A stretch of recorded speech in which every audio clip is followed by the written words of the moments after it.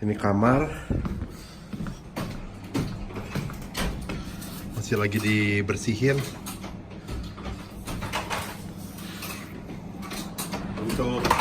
Untuk press. I know.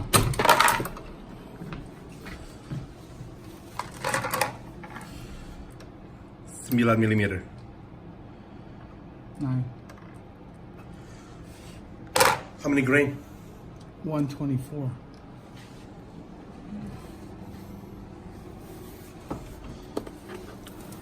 Powder. Mesiu. Let's see.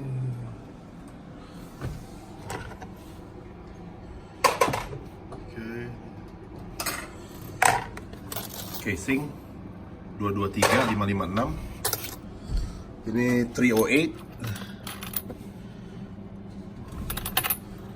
762. Ini 45 ACP and hollow point. So caranya ini mesiu taruh sini, ini bulletnya, dan ini casingnya. Jadi begitu gitu, tinggal tarik satu. So this is a progressive press.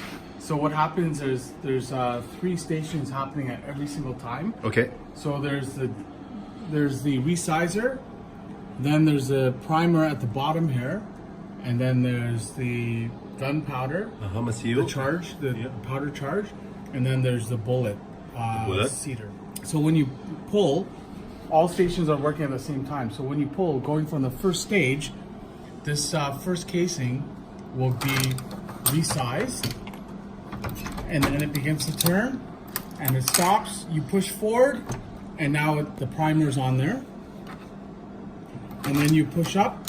That same case is now getting loaded With gunpowder. and then the other case behind is being primed, and then you push up, and there's a bullet that will come out and be seated. Now, I can do about, in an hour, I might be able to do 2.5 to 300 rounds. Wow. So dalam 1 jam bisa menghasilkan 300 rounds 9 mm dengan mesin ini. Overall, how much you are saving in money wise? Well, now overall, if I was just a regular consumer, it cost me 17 cents a round. 17 cents. A round. So it's Is that including everything? Powder, It everything? includes gunpowder, and bullets, and primers. Because the casing is reused casing, right? Yes. So it's your own reuse, and I will use it for about 5 or 6 times. Cycle, then I'll buy a brand new box. Quality wise though, have you ever found any Quality wise is there's some issues. So one, sometimes this might get overcharged.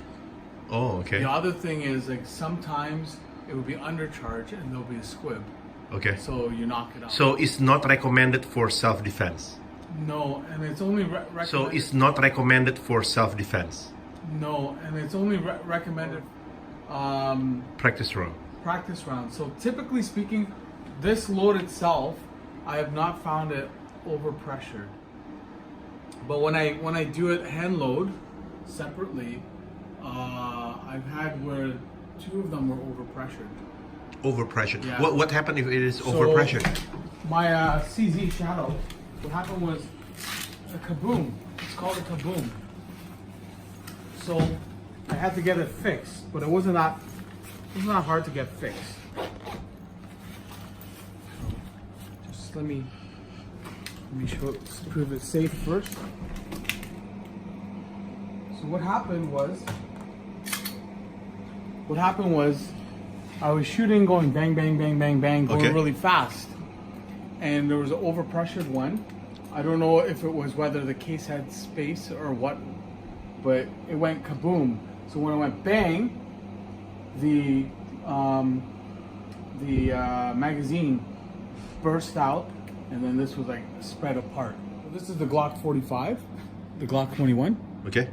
So what happened was it pushed out the magazine. It blew, all the pressure went straight to the magazine, blew out and I fixed this one myself. So the internals were good. The gun was still good.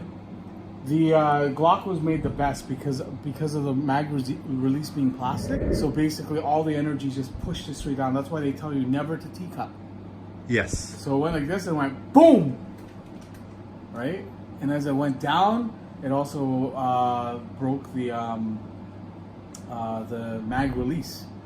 Okay. So what I did was I ordered a mag release from the States, from Rock Your Glock, and then I put it together, and then I was shooting it, and it was fine. Everything's fine. Shadow too. This is a progressive press. This is a turret press. The reason why it's called a turret press is because, oh shoot, I shouldn't have done that. The reason why it's called a turret press is because it actually does one at a time. Okay. Right? So it deprimes right here. You pull it up, it deprimes, right? And then you prime it up like that. And then you load it, and then you do the bullet sear. So this is for my, this here is for my 243 Win. So the now we're gonna see, it's too long. Yeah. Put it back in. There you go. Done. Perfect.